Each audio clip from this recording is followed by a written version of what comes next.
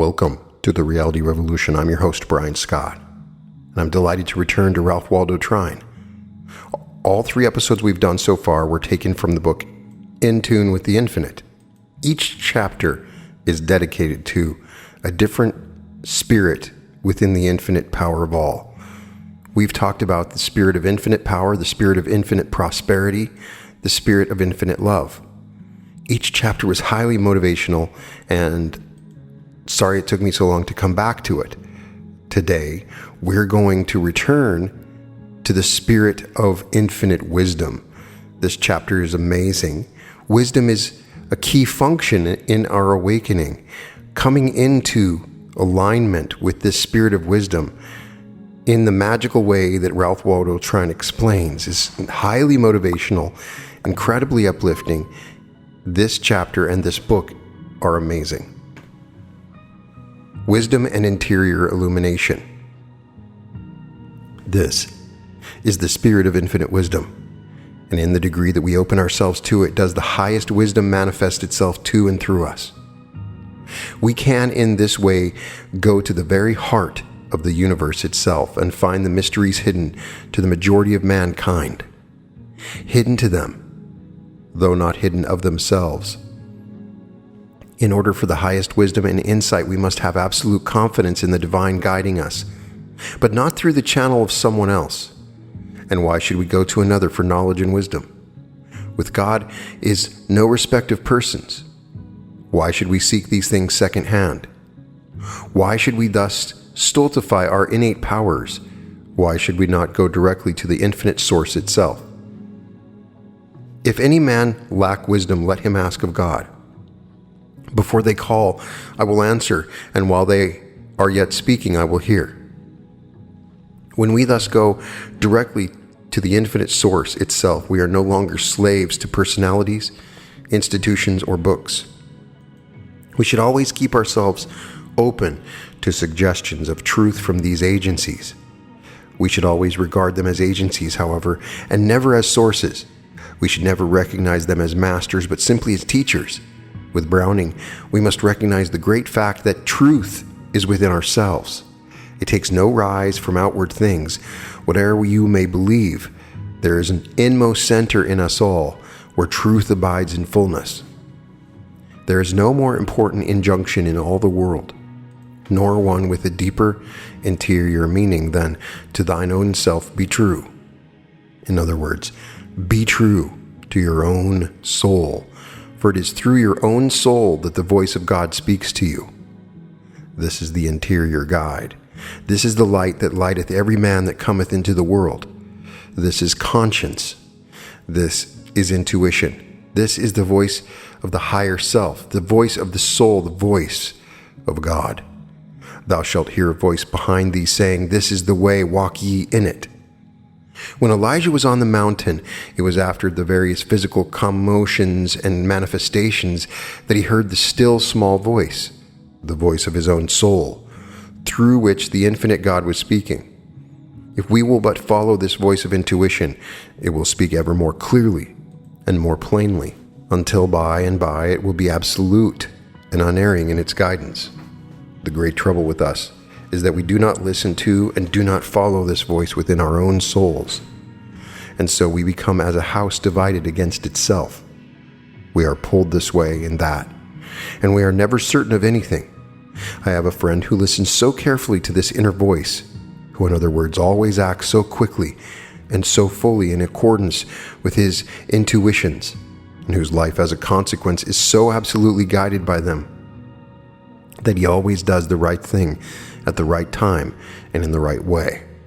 He always knows when to act and how to act, and he is never in the condition of a house divided against itself.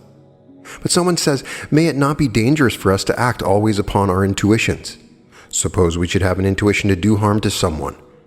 We need not be afraid of this, however, for the voice of the soul, this voice of God speaking through the soul, will never direct one to do harm to another, nor to do anything that is not in accordance with the highest standards of right and truth and justice. And if you at any time have a prompting of this kind, know that it is not the voice of intuition. It is some characteristic of your lower self that is prompting you. Reason is not to be set aside, but it is to be continually illumined by this higher spiritual perception. And in the degree that it is thus illumined, will it become an agent of light and power. When one becomes thoroughly individualized, he enters into the realm of all knowledge and wisdom. And to be individualized is to recognize no power outside of the infinite power that is back of all. When one recognizes this great fact and opens himself to this spirit of infinite wisdom, he then enters upon the road to the true education, and mysteries that before were closed now reveal themselves to him. This must indeed be the foundation of all true education, this evolving from within, this evolving of what has been evolved by the infinite power. All things that it is valuable for us to know will come to us if we will but open ourselves to the voice of this infinite spirit. It is thus that we become seers and have the power of seeing into the very heart of things. There are no new stars, there are no new laws or forces, but we can so open ourselves to this spirit of infinite wisdom that we can discover and recognize those that have not been known before. And in this way, they become new to us. When in this way we come into a knowledge of truth, we no longer need facts that are continually changing. We can then enter into the quiet of our own interior selves. We can open the window and look out and thus gather the facts as we choose. This is true wisdom. Wisdom is the knowledge of God. Wisdom comes by intuition. It far transcends knowledge. Great knowledge of many things may be had by virtue simply by a very retentive memory. It comes by tuition. But wisdom far transcends knowledge, and then knowledge is a mere incident of this deeper wisdom. He who would enter into the realm of wisdom must first divest himself of all intellectual pride. He must become as a little child. Prejudices, preconceived opinions, and beliefs always stand in the way of true wisdom. Conceited opinions are always suicidal in their influences. They bar the door to the entrance of truth. All about us we see men in the religious world, in the world of science, in the political, in the social world, who through intellectual pride are so wrapped in their own conceits and prejudices that larger and later revelations of truth can find no entrance to them. And instead of growing and expanding, they are becoming dwarfed and stunted, and still more incapable of receiving truth. Instead of actively aiding in the progress of the world, they are as so many dead sticks in the way that would retard the wheels of progress. This, however, they can never do. Such always in time get bruised, broken, and left behind, while God's triumphal car of truth moves steadily onward. When the steam engine was still being experimented with, and before it was perfected sufficiently to come into practical use, a well-known Englishman, well known then in scientific circles, wrote an extended pamphlet proving that it would be impossible for it ever to be used in ocean navigation, that is, in a trip involving the crossing of the ocean, because it would be utterly impossible for any vessel to carry with it sufficient coal for the use of its furnace. And the interesting feature of the whole matter was that the very first steam vessel that made the trip from England to America had among its cargo a part of the first edition of this carefully prepared pamphlet. There was only the one edition. Many editions might be sold now. This seems indeed an amusing fact, but far more amusing is the man who voluntarily closes himself to truth, because forsooth it does not come through conventional or orthodox or heretofore accepted channels, or because it may not be in full accord with, or possibly may be opposed to, established usages or beliefs. On the contrary, let there be many windows in your soul, that all the glory of the universe may beautify it. Not the narrow pane of one poor creed can catch the radiant rays that shine from countless sources. Tear away the binds of superstition. Let the light pour through fair windows, broad as truth itself and high as heaven. Tune your ear to all the wordless music of the stars and to the voice of nature in your heart, shall turn to truth and goodness as the plant turns to the sun. 1,000 unseen hands reach down to help you to the peace-crowned heights, and all the forces of the firmament shall fortify your strength. Be not afraid to thrust aside half-truths and grasp the whole. There is a great law in connection with the coming of truth. It is this: when a man or a woman shuts himself or herself to the entrance of truth on account of intellectual pride, preconceived opinions, prejudices, or for whatever reason, there is a great law which says that truth in its fullness will come to that one from no source. And on the other hand, when a man or a woman opens himself or herself fully to the entrance of truth from whatever source it may come, there is an equally great law which says that truth will flow into him or to her from all sources, from all quarters. Such becomes the free man, the free woman, for it is the truth that makes us free. The other remains in bondage, for truth has had no invitation and will not enter where it is not fully and freely welcomed. And where truth is denied entrance, the rich blessings it carried with it cannot take up their abode. On the contrary, when this is the case, it sends an envoy carrying with it atrophy, disease, death, physically and spiritually as well as intellectually. And the man who would rob another of his free and unfettered search for truth, who would stand as the interpreter of truth for another with the intent of remaining in this position rather than endeavoring to lead him to the place where he can be his own interpreter, is more to be shunned than a thief and a robber. The injury he works is far greater, for he is doing direct and positive injury to the very life of the one he thus holds. Who has ever appointed any man, whoever he may be, as the keeper, the custodian, the dispenser of God's illimitable truth? Many indeed are moved, and so are called to be teachers of truth. But the true teacher will never stand as the interpreter of truth for another. The true teacher is the one whose endeavor is to bring the one he teaches to a true knowledge of himself, and hence of his own interior powers, that he may become his own interpreter. All others are, generally speaking, those animated by purely personal motives, self-aggrandizement or personal gain. Moreover, he who would claim to have all truth and the only truth is a bigot, a fool, or a knave. In the Eastern literature is a fable of a frog. The frog lived in a well, and out of his little well he had never been. One day a frog whose home was in the sea came to his well. Interested in all things, he went in. "Who are you? Where do you live?" said the frog in the well. "I am so-and-so, and my home is in the sea." "The sea? What is that? Where is that?" "It is a very large body of water and not far away." "How big is your sea?" "Oh, very big." "As big as this?" pointing to a little stone lying near. "Oh, much bigger." "As big as this?" pointing to the board upon which they were sitting. "Oh, much bigger." "How much bigger then?" "Why, the sea in which I live is bigger than your entire well. It would make millions of wells such as yours." "Nonsense, nonsense. You are a deceiver and a falsifier. Get out of my well. Get out of my well. I want nothing to do with any such frogs as you. Ye shall know the truth, and the truth shall make you free, is the promise. Ye shall close yourselves to truth. Ye shall live in your own conceits, and your own conceits shall make fools and idiots of you, would be a statement applicable to not a few, and to not a few who pride themselves upon their superior intellectual attainments. Idiocy is arrested mental growth. Closing oneself for whatever reason to truth and hence to growth brings a certain type of idiocy, though it may not be called by this name.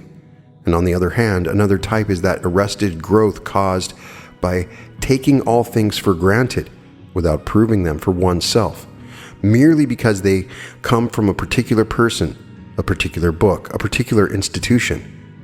This is caused by one's always looking without instead of being true to the light within, and carefully tending it that it may give an ever clearer light. With brave and intrepid Walt Whitman, we should all be able to say, "From this hour I ordain myself loosed of limits and imaginary lines." going where I list, my own master total and absolute, listening to others, considering well what they say, pausing, searching, receiving, contemplating, gently, but with undeniable will, divesting myself of the holds that would hold me. Great should be the joy that God's boundless truth is open to all, open equally to all, and that it will make each one its dwelling place in proportion as he earnestly desires it and opens himself to it. In regard to the wisdom that guides us in our daily life, there is nothing that is right and well for us to know that may not be known when we recognize the law of its coming and are able to wisely use it. Let us know that all things are ours as soon as we know how to appropriate them. I hold it as a changeless law from which no soul can sway or swerve. We have that in us which will draw whatever we need or most deserve. If the times come when we know not what course to pursue, when we know not which way to turn, the fault lies in ourselves. If the fault lies in ourselves, then the correction of this unnatural condition lies also in ourselves. It is never necessary to come into such a state if we are awake and remain awake to the light and the powers within us. The light is ever shining, and the only thing that is necessary for us diligently to see, too, is that we permit neither this thing nor that to come between us and the light. With thee is the fountain of life. In thy light shall we see light. Let us hear the words of one of the most highly illumined men I have ever known, and one who has a consequence is never in the dark when the time comes as to what to do and how to do it. Whenever you are in doubt as to the course you should pursue after you have turned to every outward means of guidance, let the inward eye see, let the inward ear hear, and allow this simple, natural, beautiful process to go on unimpeded by questioning or doubts. In all dark hours and times of unwanted perplexity, we need to follow one simple direction, found as all needed directions can be found in the dear old gospel, which so many read, but alas so few interpret. Enter into thine inner chamber and shut the door. Does this mean that we must literally betake ourselves to a private closet with a key in the door? If it did, then the command could never be obeyed in the open air, on land or sea, and the Christ loved the lakes and the forest far better than the cramping rooms of city-dwelling houses.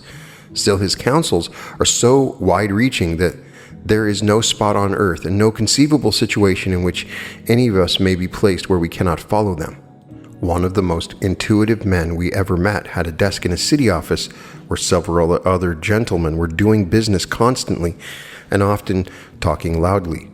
Entirely undisturbed by the many various sounds about him, this self-centered, faithful man would, in any moment of perplexity, draw the curtains of privacy so completely about him that he would be as fully enclosed in his own psychic aura, and thereby as effectually removed from all distractions as though he were alone in some primeval wood, taking his difficulty with him into the mystic silence in the form of a direct question to which he expected a certain answer. He would remain utterly passive until the reply came, and never once, through many years' experience, did he find himself disappointed or misled. Intuitive perceptions of truth are the daily bread to satisfy our daily hunger. They come like the manna in the desert day by day. Each day brings adequate supply for that day's needs only. They must be followed instantly, for dalliance with them means their obscuration, and more we dally, the more we invite erroneous impressions to cover intuition with a pall of conflicting moral fantasy born of illusions of the tyrant's will. One condition is imposed by universal law, and this we must obey. Put all wishes aside save the one desire to know truth. Couple this with one demand, the fully consecrated determination to follow what is distinctly perceived as truth. Immediately it is revealed. No other affection must be permitted to share the field with this all-absorbing love of truth for its own sake. Obey this one direction, and never forget that expectation and desire are bride and bridegroom, and forever inseparable, and you will soon find your hitherto darkened way grow luminous with celestial radiance. For with the heaven within, all heavens without incessantly cooperate. This may be termed going into the silence. This it is to perceive and to be guided by the light that lighteth every man that cometh into the world. This it is to listen to and be guided by the voice of your own soul, the voice of your higher self. The soul is divine, and in allowing it to become translucent to the infinite spirit, it reveals all things to us. As man turns away from the divine light, do all things become hidden. There is nothing hidden of itself. When the spiritual sense is opened, when it transcends all the limitations of the physical senses and the intellect. And in the degree that we are able to get away from the limitations set by them and realize that so far as the real life is concerned, it is one with the infinite life, then we begin to reach the place where this voice will always speak, where it will never fail us if we follow it, and as a consequence, where we will always have the divine illumination and guidance. To know this and to live in this realization is not to live in heaven hereafter, but to live in heaven here and now, today and every day. No human soul need be without it. When we turn our face in the right direction, it comes as simply and as naturally as the flower blooms and the winds blow. It's not to be brought with money or with price. It is a condition waiting simply to be realized by rich and by poor, by king and by peasant, by master and by servant the world over. All are equal heirs to it. And so, the peasant, if he finds it first, lives a life far transcending in beauty and in real power the life of his king. The servant, if he find it first, lives a life surpassing the life of his master. If you would find the highest, the fullest, and the richest life that not only this world, but that any world can know, then do away with the sense of separateness of your life from the life of God. Hold to the thought of your oneness. In the degree that you do this, you will find yourself realizing it more and more. And as this life of realization is lived, you will find that no good thing will be withheld, for all things are included in this. Then it will be yours without fears or forebodings, simply to do today what your hands find to do, and so be ready for tomorrow when it comes, knowing that tomorrow will bring tomorrow's supplies for the mental, the spiritual, and the physical life. Remember, however, that tomorrow's supplies are not needed until tomorrow comes. If one is willing to trust himself fully to the law will never fail him. It is the half-hearted trusting to it that brings uncertain and so unsatisfactory results. Nothing is firmer and surer than deity. It will never fail the one who throws himself wholly upon it. The secret of life, then, is to live continually in this realization, whatever one may be doing, wherever one may be, by day and by night, both waking and sleeping. It can be lived in while we are sleeping no less than when we are awake. And here shall we consider a few facts in connection with sleep, in connection with receiving instruction and illumination while sleeping. During the process of sleep, it is merely the physical body that is at rest and in quiet. The soul life, with all its activities, goes right on. Sleep is nature's provision for the recuperation of the body, for the rebuilding and hence the replacing of the waste that is continually going on during the waking hours. It is nature's great restorer if sufficient sleep is not allowed the body so that the rebuilding may equalize the wasting process. The body is gradually depleted and weakened, and any ailment or malady, when it is in this condition, is able to find a more ready entrance. It is for this reason that those who are subject to it will take a cold, as we term it, more readily when the body is tired or exhausted through loss of sleep than at most any other time. The body is in that condition where outside influences can have a more ready effect upon it than when it is in its normal condition. And when they do have an effect, they always go to the weaker portion first. Our bodies are given us to serve far higher purposes than we ordinarily use them for. Especially is this true in the numerous cases where the body is master of its owner. In the degree that we come into the realization of the higher powers of the mind and spirit, in that degree does the body, through their influence upon it, become less gross and heavy, finer in its texture and form. And then, because the mind finds a kingdom of enjoyment in itself and in all the higher things, it becomes related to excesses in eating and drinking, as well as all others naturally and of their own accord fall away. There also falls away the desire for the heavier, grosser, less valuable kinds of food and drink, such as the flesh of animals, alcoholic drinks, and all things of the class that stimulate the body and the passions rather than build the body and the brain into a strong, clean, well-nourished, enduring, and fibrous condition. In the degree that the body thus becomes less gross and heavy, finer in its texture and form, is there less waste, and what there is more easily replaced, so that it keeps in a more regular and even condition. When this is true, less sleep is actually required, and even the amount that is taken does more for a body of this finer type than it can do for one of the other nature. As the body in this way grows finer, in other words, as the process of its evolution is thus accelerated, it in turn helps the mind and the soul in the realization of ever higher perceptions. And thus body helps mind, the same as mind builds body. It was undoubtedly this fact that Browning had in mind when he said, "Let us cry. All good things are ours, nor soul helps flesh more now than flesh helps soul." Sleep, then, is for the resting and the rebuilding of the body. The soul needs no rest, and while the body is at rest in sleep, the soul life is active, the same as when the body is in activity. There are some having a deep insight into the soul's activities who say that we travel when we sleep. Some are able to recall and bring over into the conscious waking life the scenes visited, the information gained, and the events that have transpired. Most people are not able to do this, and so much that might otherwise be gained is lost.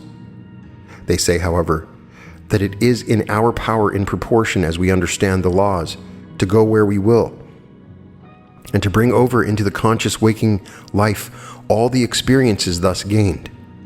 Be this, however, as it may, it certainly is true that while sleeping we have the power in a perfectly normal and natural way to get much of value by way of light, instruction, and growth that the majority of people now miss.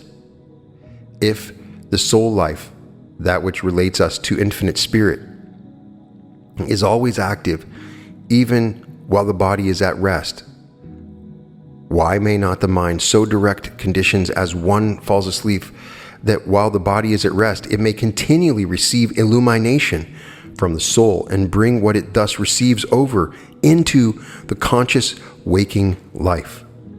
This, indeed, can be done, and is done by some to great advantage, and many times the highest inspirations from the soul come in this way, as would seem most natural, since at this time all communications from the outer material world no longer enter. I know those who do much work during sleep, the same as they get much light along the desired lines. By charging the mind on going to sleep as to a particular time for waking, it is possible, as many of us know, to wake on the very minute. Not infrequently, we have examples of difficult problems that defied solution during waking hours, being solved during sleep. A friend, a well-known journalist, had an extended newspaper article clearly and completely worked out for her in this way. She frequently calls this agency to her aid. She was notified by the managing editor one evening to have the article ready in the morning, an article requiring more than ordinary care, and one in which quite a knowledge of facts was required. It was a matter in connection with which she knew scarcely anything, and all her efforts at finding information regarding it seemed to be of no avail. She set to work, but it seemed as if even her own powers defied her. Failure seemed imminent. Almost in desperation, she decided to retire, and putting the matter into her mind in such a way that she would be able to receive the greatest amount of aid while asleep, she fell asleep and slept soundly until morning. When she awoke, her work of the previous evening was the first thing that came into her mind. She lay quietly for a few minutes, and as she lay there, the article completely written seemed to stand before her mind. She ran through it, arose, and without dressing, took her pen and transcribed it onto paper, literally acting simply as her own amanuensis. The mind acting intently along a particular line will continue so to act until some other object of thought carries it along another line. And since in sleep only the body is in quiet while the mind and soul are active, then the mind, on being given a certain direction when one drops off to sleep, will take up the line along which it is directed and can be made in time to bring over into consciousness the results of its activities.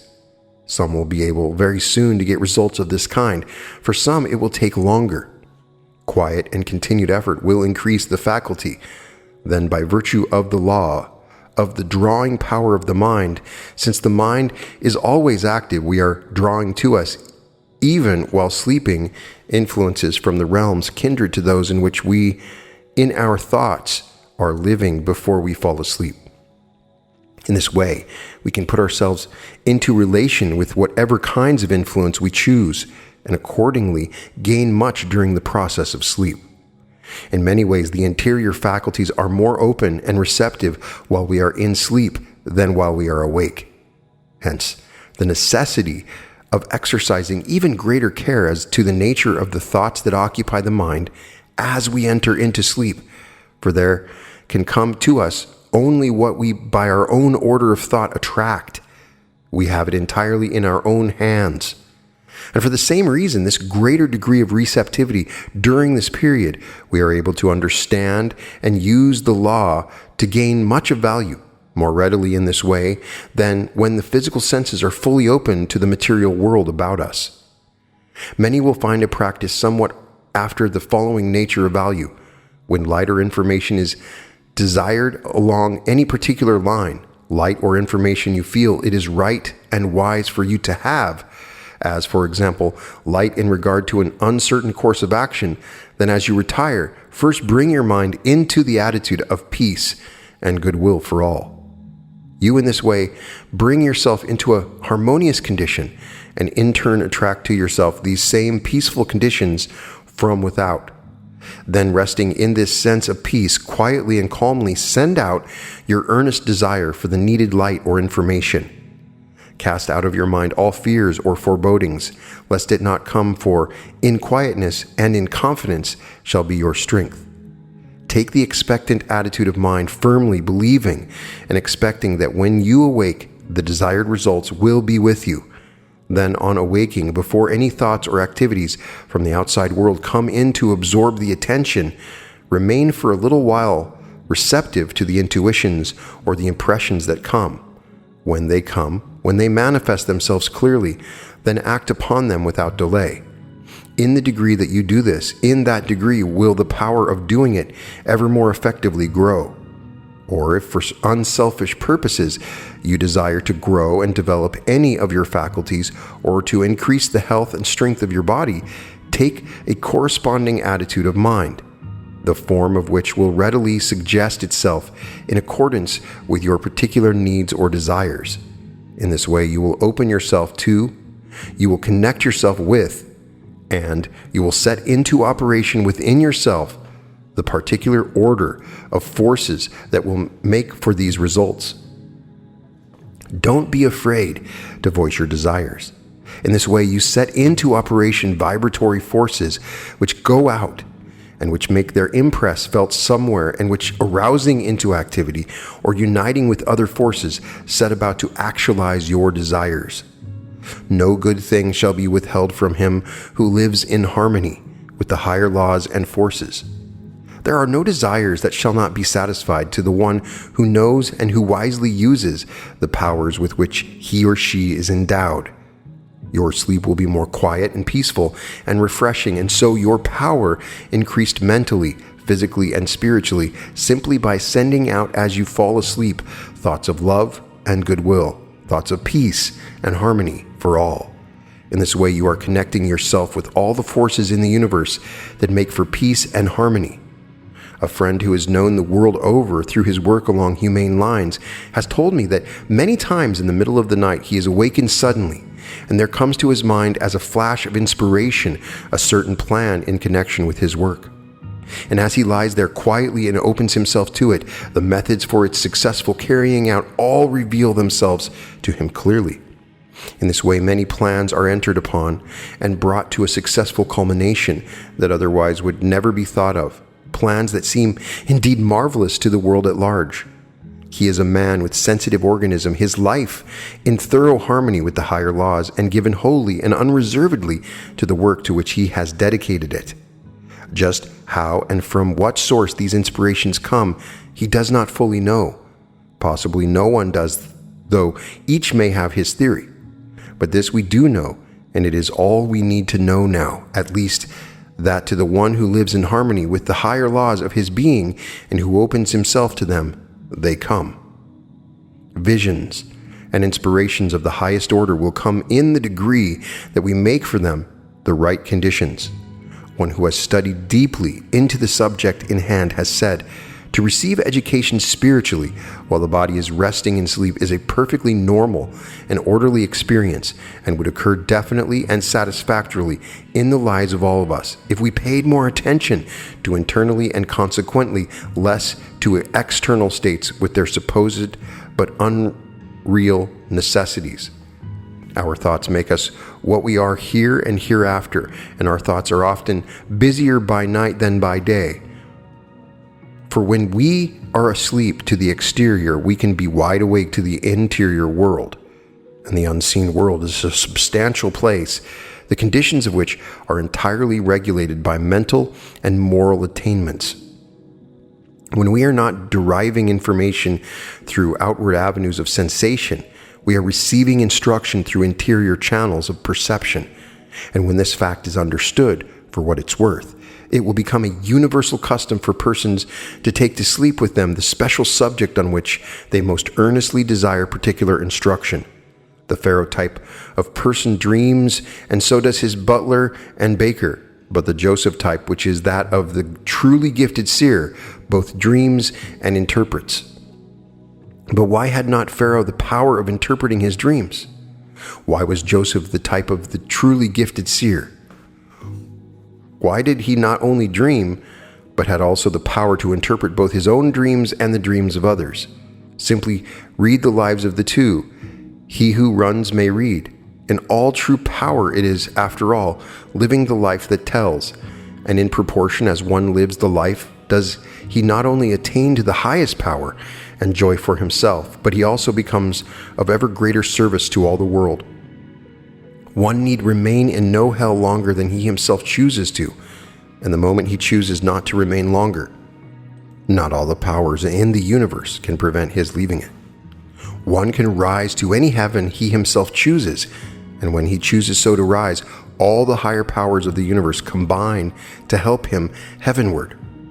When one awakes from sleep and so returns to conscious life, he is in a peculiarly receptive and impressionable state. All relations with the material world have for a time been shut off. The mind is in a freer and more natural state, resembling somewhat a sensitive plate, where impressions can readily leave their traces. This is why many times the highest and truest impressions come to one in the early morning hours, before the activities of the day and their attendant distractions have exerted an influence. This is one reason why many people can do their best work in the early hours of the day. But this fact is also a most valuable one in connection with the molding of everyday life. The mind is at this time as a clean sheet of paper. We can most valuably use this quiet, receptive, impressionable period by wisely directing the activities of the mind along the highest and most desirable paths, and thus, so to speak, set the pace for the day. Each morning is a fresh beginning. We are, as it were, just beginning life. We have it entirely in our own hands. And when the morning with its fresh beginning comes, all yesterdays should be yesterdays, with which we have nothing to do. Sufficiently is it to know that the way we lived our yesterday has determined for us today. And again, When the morning with its fresh beginning comes, all tomorrow should be tomorrows, with which we have nothing to do. Sufficient to know that the way we live our today determines our tomorrow. Every day is a fresh beginning. Every morn is the world made anew. You who are weary of sorrow and sinning, here is a beautiful hope for you. A hope for me and a hope for you. All the past things are past and over. The tasks are done and the tears are shed. Yesterday's errors let yesterday cover. Yesterday's wounds, which smarted and bled, are healed with the healing which night has shed. Let them go, since we cannot relive them, cannot undo and cannot atone. God in his mercy forgive them. Only the new days are our own. Today is ours, and today alone. Here are the skies all burnished brightly. Here is the spent earth all reborn. Here are the tired limbs springing lightly to face the sum and to share with the morn. In the chrism of dew and cool of dawn, every day is a fresh beginning. Listen, my soul, to the glad refrain, and spite of old sorrow and older sinning, and puzzles forecasted in possible pain, take heart with the day and begin again. Simply the first hour of this new day, with all its richness and glory, with all its sublime and eternity-determining possibilities, and each succeeding hour as it comes, but not before it comes. This is the secret of character building. This simple method will bring anyone to the realization of the highest life that can even be conceived of. And there is nothing in this connection that can be conceived of that cannot be realized somehow, when, somewhere. This brings such a life within the possibilities of all. For there is no one, if really in earnest, and if he really desires it, who cannot live to his highest for a single hour. But even though there should be, if he is only earnest in his endeavor, then, through the law that like builds like, he will be able to come a little nearer to it the next hour, and still nearer the next, and the next, until sooner or later comes the time when it becomes the natural, and any other would require the effort. In this way, one becomes in love and in league with the highest and best in the universe, and as a consequence, the highest and best in the universe becomes in love and in league with him. They aid him at every turn. They seem literally to move all things his way, because forsooth, he has first moved their way. Just such a wonderful chapter. The wisdom of Ralph Waldo Trine was truly infinite. He was definitely in tune with the infinite. Such poetry. He's writing this at the beginning of the 1900s, and it sounds like he's talking to us today. Such a powerful, vibrant, spiritual understanding in all of his chapters. You read this stuff and it feels like Shakespearean New Thought. It really does. I think he was the most poetic of these authors of New Thought that we've so far read and discovered. Some great stuff here. There is something within us. We can gain wisdom on life, the world, the universe, everything that we need. It's not found with a guru or a book or some outside material that you need to access. It's within. This is a catalyst. This chapter is a catalyst for you to go within, to find the answers that you need in the silence and in sleep. Get into the habit of asking yourself questions, going into silence and trying to find the answers. And of course, use your sleep. Check out my episode recently on lucid dreaming. It's a great place to start. But the sleep, we've discussed so many different times. Neville Goddard has discussed it in more than half of his lectures. He discusses imagination as God, and imagination is what's happening in sleep. We are communing with God with our imagination. When we go into sleep with a problem, we ask God, what's the way to solve this? We ask our imagination. So we're going into our imagination. That's where everything happens. And if you get into the habit of asking yourself a question before you are going to bed, I have this financial situation. I have this personal situation or health situation, whatever it is. How can I resolve this? What can I do to be better? What's an idea I can have for my book that I'm writing? All this stuff you can just simply do. And by doing it, you change the world. You change your world because you're going to start getting answers. They're so powerful. And trust your intuition. Get used to hearing this still small voice that he talks about.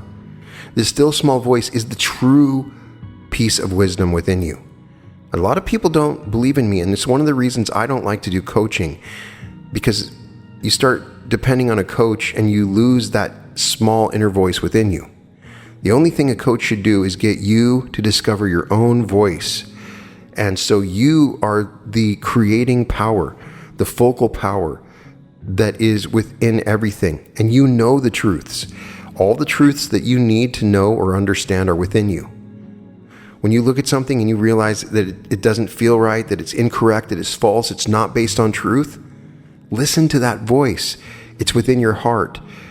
Your heart and mind are in communication with each other. And once you find this path, which is very easily done through sleep or through meditation or stillness, you find the spirit of infinite wisdom that Ralph Waldo Trine tried to spoke to us over 100 years ago in this writing. It's always been there. It's been there from the moment you were born, and you've learned to ignore it. Now is the time to listen to it. It's still there, waiting patiently to give you the knowledge and wisdom that you truly need for whatever it is in your life that you want to experience, that you need to solve, whatever it is. There's a storehouse of wisdom within your subconscious mind. That storehouse is the universal mind. This universal mind is available to us, especially in times when our brain goes into alpha, as they talk about in Silva Mind Control. When our brain goes into alpha and then into theta and delta states, that's when we're swimming in our imagination, in perfection. And really the primary reason that most people do not have success with this is they don't believe it. There's some underlying belief that your subconscious is aware of that has pushed itself. And remember, you're always going to take the most powerful of your belief systems. And if you believe that your subconscious is just this part of your little brain sac that's controlling your heartbeat and doesn't have this infinite wisdom, then you're not going to ask it for the answers that it has. Your subconscious is a living being within your body that is all-knowing and all-powerful. It is you, but you are right now in a conscious state away from it. So you can feel it, you can connect with it, but as you're going to sleep, an amazing thing happens. You truly can transcend everything and reach a connection with who you really want to be.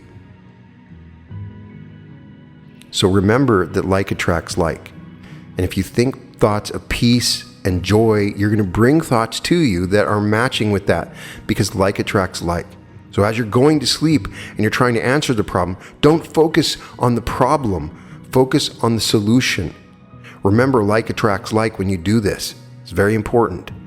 In any case, I'd love to know some success stories out there of people that have utilized this technique that Ralph Waldo Trine talks about. Do you answer questions that you have to yourself from your sleep? Has anybody had success with this? Discovered things, found lost things, found solutions to things? Put your stories in the comments. I can't wait to read them. Put a like on this video, because everybody needs to understand that their true power and wisdom is within themselves. So let's spread this message. Let's get it on the algorithm on YouTube so that people can become aware of it. You are amazing. You are an infinite spirit with all these major facets. And it's wonderful to speak of him in the way that Ralph Waldo Trine spoke of them in such an elegant and eloquent way. In any case, all episodes of The Reality Revolution can be found at therealityrevolution.com. And welcome to The Reality Revolution.